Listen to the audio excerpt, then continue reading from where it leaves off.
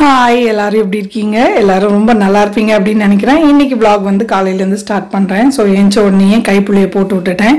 முடிச்சதும் மாப் போட்டுட்டு பிரேக்ஃபாஸ்ட் பண்ணணும்.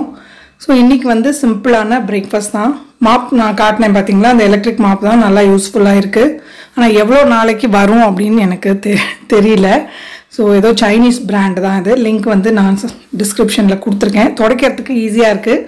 அட்லீஸ்ட் ஒரு வருஷத்துக்காவது வந்தது அப்படின்னா நல்லாயிருக்கும். இன்றைக்கி வந்து சிம்பிளான பிரேக்ஃபாஸ்ட் தான்.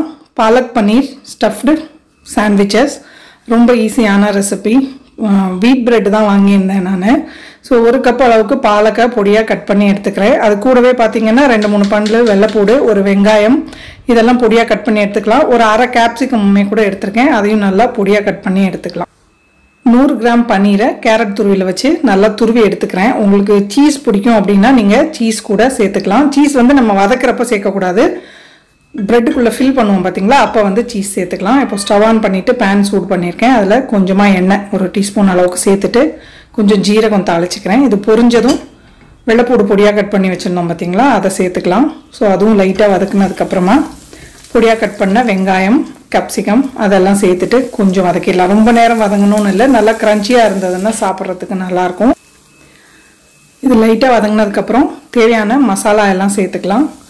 கொஞ்சமாக மிளகாத்தூள் சேர்த்துக்கிறேன். உங்களுக்கு பச்சை மிளகா வேணும்னா நீங்கள் அதை கூட சேர்த்துக்கலாம். கொஞ்சம் மல்லித்தூள், கொஞ்சமாக பெப்பர் பொடி, கரம் மசாலாவும் கொஞ்சம் சேர்த்தேன், அது மிஸ் ஆகிடுச்சு. தேவையான அளவுக்கு உப்பு. ஸோ மசாலா போட்டுட்டு நம்ம கட் பண்ணி வச்சுருந்தோம்ல, ஒரு கப் அளவுக்கு பாலக் நல்லா பொடியாக கட் பண்ணிவிட்டு, அதுவுமே கூட தண்ணிலாம் சேர்க்க வேண்டாம், ஒரு 2 நிமிஷத்துலேயே நல்லா சுருங்கி வந்துடும்.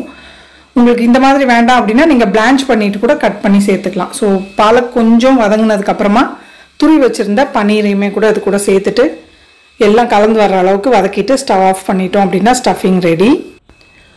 ஸோ பிரெட் ஸ்லைசஸில் ஒரு பக்கம் வந்து பட்டர் தடவிக்கிறேன். அதில் தான் வந்து நம்ம ஸ்டஃபிங் வைக்க போகிறோம். உங்களுக்கு இது போக க்ரீன் சட்னி இல்லைன்னா மயோ, கெச்சப் எது வேணும்னாலும் நீங்கள் உள்ளே வந்து பட்டர் கூட சேர்த்து அப்ளை பண்ணிக்கலாம். நான் வந்து பிளெயினாக தான் செய்கிறேன், வெறும் பட்டர் மட்டும் அப்ளை பண்ணிவிட்டு நம்ம ரெடி பண்ணி வச்சுருக்கதை பிரெட் ஸ்லைஸில் ஸ்ப்ரெட் பண்ணிவிட்டு மேலே இன்னொரு பிரெட் ஸ்லைஸ் வச்சுட்டு மேலே கொஞ்சம் பட்டர் அப்ளை பண்ணிவிட்டு நல்லா டோஸ்டர்லேயோ இல்லை தோசைக்கல்லையோ டோஸ்ட் பண்ணி எடுத்துட்டோம்னா சூப்பர் அண்ட் சிம்பிளான பிரேக்ஃபாஸ்ட் ரெடி. ஃபில்லிங் ஆனதும் கூட ஒரு 2 ஸ்லைஸ் சாப்பிட்டோம்னாலே நல்லா ஹெவியாக இருக்க மாதிரி இருக்குது. சூடாக ஒரு டீயோட சாப்பிட்டோம் அப்படின்னா சூப்பராக இருக்கும்.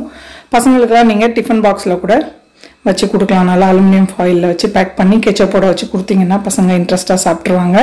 உங்களுக்கு வேணும்னா இது கூட இட்டாலியன் ஹெர்ப்ஸ் அந்த மாதிரி கூட சேர்த்துக்கலாம். ஸோ பாருங்கள், இந்த மாதிரி ஃபுல்லாக ஸ்டஃப் பண்ணியாச்சு. மேலேயும் லைட்டாக ஒரு பக்கம் இப்போது பட்டர் அப்ளை பண்ணிக்கிறேன்.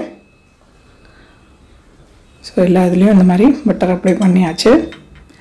கல் சூடாயிடுச்சு.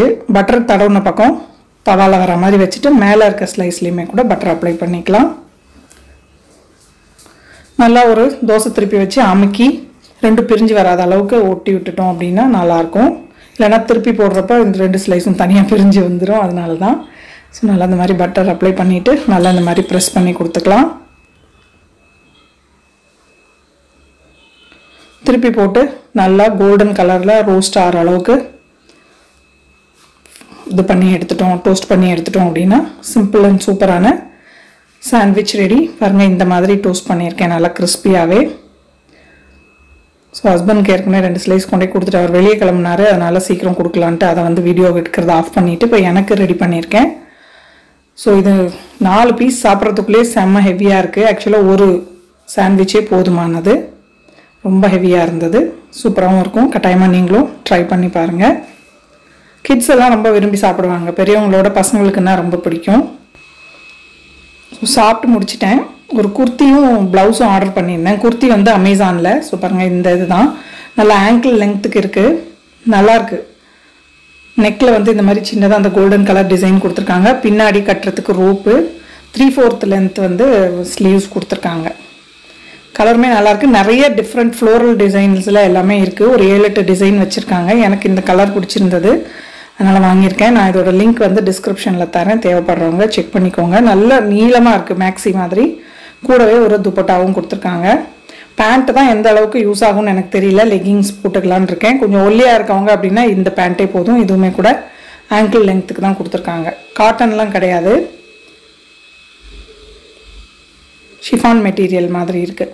இந்த ப்ளவுஸ் பார்த்தீங்கன்னா நான் மீஷோவில் ஆர்டர் பண்ணியிருந்தேன். ஒரு பிங்க் ப்ளவுஸுக்கு இது வரைக்கும் ப்ளவுஸே செட் ஆகலை. ஸோ பேடட் ப்ளவுஸ் தான் நான் இங்கே லோக்கல் டெய்லர்கிட்ட கொடுத்து பேடை ரிமூவ் பண்ணிட்டேன். பேக்கில் தான் வந்து ஹூக் வரும். அதில் பின்னாடி இந்த மாதிரி நிறைய இது தொங்குற இது கொடுத்துருக்காங்க. ஸ்லீவுமே பார்த்தீங்கன்னா முட்டி கை அளவுக்கு இருக்குது ஓரளவுக்கு. ஸோ போடுறப்ப எப்போயாவது காட்டுறேன் உங்களுக்கு. அவ்வளோதான் ஷாப்பிங். ஸோ இன்றைக்கி லஞ்சுக்கு பார்த்தீங்கன்னா நேற்று வச்ச ரசம் கூட்டு எல்லாமே இருக்குது. அதனால் சிம்பிளாக வெண்டைக்காய் மட்டும் ஃப்ரை பண்ணிவிட்டு விட்டுற போதும். ரைஸுமே கூட ரைஸ் குக்கரில் ரெடி ஆகிடுச்சு. ஸோ பாத்திரம்லாம் கழுவிட்டேன். ஓரளவுக்கு எல்லா வேலையும் முடிஞ்சது. ஹோப் இந்த வீடியோ உங்களுக்கு பிடிச்சிருக்கும் அப்படின்னு நினைக்கிறேன். பிடிச்சிருந்ததுன்னா லைக் பண்ணுங்கள், ஷேர் பண்ணுங்கள், மறக்காமல் நம்ம சேனலுக்கு சப்ஸ்கிரைப் பண்ணிக்கோங்க. இவ்வளோ நேரம் இந்த வீடியோ பார்த்தவங்க எல்லாருக்கும் என்னுடைய நன்றி, வணக்கம். Love you all.